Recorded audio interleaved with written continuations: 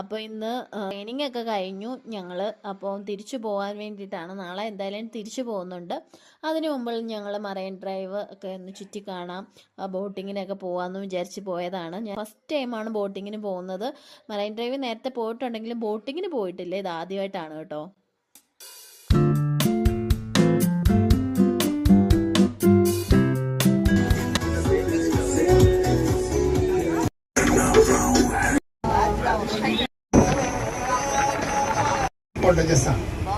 ഇതെല്ലാം ഓപ്പറേറ്റ് ചെയ്യുന്നത് KTDC ആണ്, കേരള ടൂറിസം ഡെവലപ്മെന്റ് കോർപ്പറേഷന്റെ അണ്ടറിലാണ്.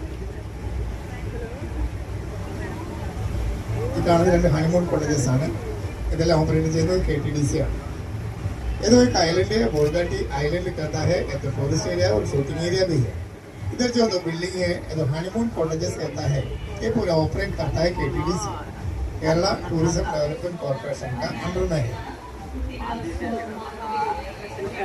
ഷൂട്ടിംഗ് സെറ്റിംഗ് വെഡിങ് പാർട്ടീസ് ചലता है. ഈ ഐലൻഡിന്റെ ഉള്ളിൽ ഒരു പാലസ് ഉണ്ട്. ഡച്ചുകാർ നിർമ്മിച്ച പാലസാണിത്. 1744. ഇതിപ്പോൾ KTDC ആണ് ഓപ്പറേറ്റ് ചെയ്യുന്നത്. 3 സ്റ്റാർ ഹോട്ടലാണ്. ബോൾഗാട്ടി പാലസ് എന്നറിയപ്പെടുന്നതാണ്. ഒരുപാട് സിനിമകൾ നമ്മൾ കണ്ടുകൊണ്ടിരിക്കുന്നതുമായ ഒരുപാട് സിനിമകൾ ഷൂട്ട് ചെയ്തൊരു പാലസാണ്. ഏതെങ്കിലും ഒരു ഫിലിം മെമ്മറിയിലുണ്ട് സിനിമ കാണുന്ന ആൾക്കാർ? വെള്ളി നക്ഷത്രം, മൈ ബോസ്, ഫോട്ടോഗ്രാഫ്, രാജാവിന്റെ മകൻ, 20-ാം നൂറ്റാണ്ട്, സന്മനസ്സുള്ളവർക്ക് സമാധാനം, നാടോടിക്കാറ്റ്, മനോഹൽ, പച്ചക്കുതിര, ചെസ്, മമ്മൂട്ടിയുടെ നിരക്കൂട്ട്, ഇതെല്ലാം ഇവിടെ ഷൂട്ട് ചെയ്തതാണ്. और शाहरुख खान का 3 पिक्चर इधर शूटिंग किया है. एक राज है और काकी और दिल से, ये 3 इधर शूट किया.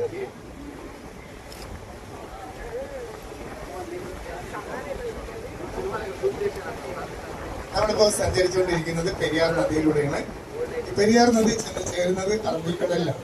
കംപ്ലീറ്റ് ബാക്ക് വാട്ടറാണ്, അതുപോലെ സോൾട്ടി വാട്ടറാണ്. ഇവിടുത്തെ ആഴം 15 അടി മുതൽ 20 അടി. ഇത് ബോൾഗാട്ടി ഇന്റർനാഷണൽ കൺവെൻഷൻ സെന്റർ. 10,000 പേർ ഒരേ ടൈമിൽ മീറ്റിംഗ് കൂടാൻ കഴിയുന്ന ഹോൾ അറിയപ്പെടുന്നത്. ഏറ്റവും നീളം കൂടിയ റെയിൽവേ ബ്രിഡ്ജാണ്. അത് ഇലക്ട്രിഫൈ ആണ്.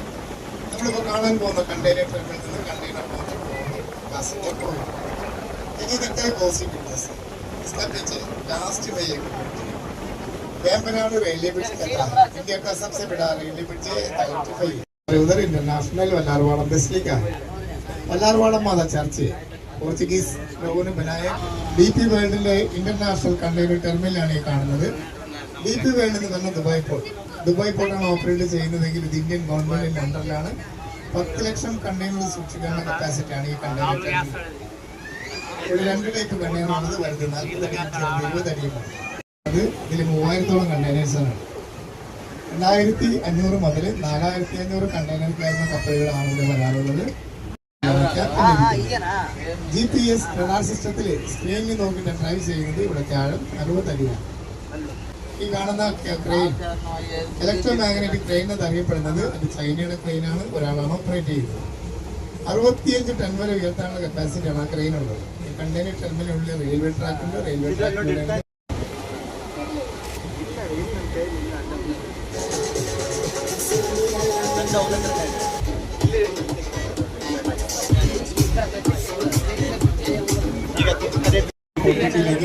വാഹനങ്ങൾ കടത്താൻ ഉപയോഗിക്കുന്ന ജങ്കാറാണിത്. അതുപോലെ നമ്മൾ ഈ വൈപ്പിനിൽ നിന്ന് ബൈ റോഡ് ഫോർട്ട് കൊച്ചിക്ക് പോകണമെങ്കിൽ 2 മണിക്കൂർ വേണം. ഈ ജങ്കാറിന് പോകുന്നുണ്ടെങ്കിൽ 5 മിനിറ്റ്സിനുള്ളിൽ അവിടെ ചെല്ലാൻ കഴിയും. കൊച്ചി കോർപ്പറേഷൻ ഓപ്പറേറ്റ് ചെയ്യുന്നത്. ചൈനീസ് ഫിഷ് നെറ്റ്, ചീനവല, കമ്പവല എന്നറിയപ്പെടുന്നതാണ്. ഇത് 17th സെഞ്ചുറിയിൽ ബ്രിട്ടീഷ്, ചൈനീസ്, യൂറോപ്യൻസ് എല്ലാം ബിസിനസിന് വേണ്ടി വന്നപ്പോഴേ മീൻ പിടിക്കാൻ ഉപയോഗിച്ചത്. ഡോൾഫിൻ ഉണ്ട് റൈറ്റ് സൈഡിൽ. നമുക്ക് ഡോൾഫിൻ ഉണ്ട്. അവിടെ സൈഡ് പോകരുത്, അവിടെ നിന്ന് തന്നെ കണ്ടോളൂ.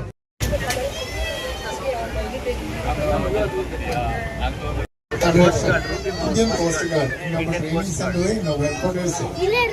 समुद्र में रहता है. एक्सप्लोजर्स को स्मगलर्स और ड्रग्स वाले को अरेस्ट करने के लिए जब समुद्र में एक्सीडेंट होने से रेस्क्यू करता है.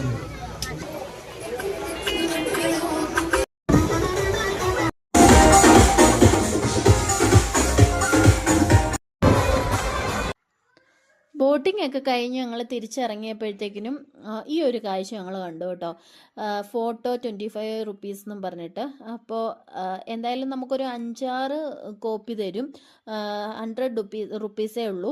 5-6 കോപ്പി നമുക്ക് തരും കേട്ടോ. നമുക്ക് വാട്സപ്പിൽ തന്നെ അവർ അന്നേരം തന്നെ എടുത്ത് അന്നേരം തന്നെ നമുക്ക് വാട്സപ്പിൽ സെൻഡ് ചെയ്ത് തരും. അടിപൊളി ഫോട്ടോസൊക്കെ ആയിരുന്നു കേട്ടോ.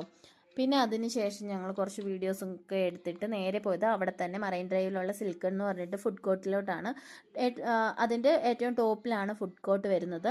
പിന്നെ നല്ല ആംബിയൻസ് ആണ് കേട്ടോ. അപ്പോൾ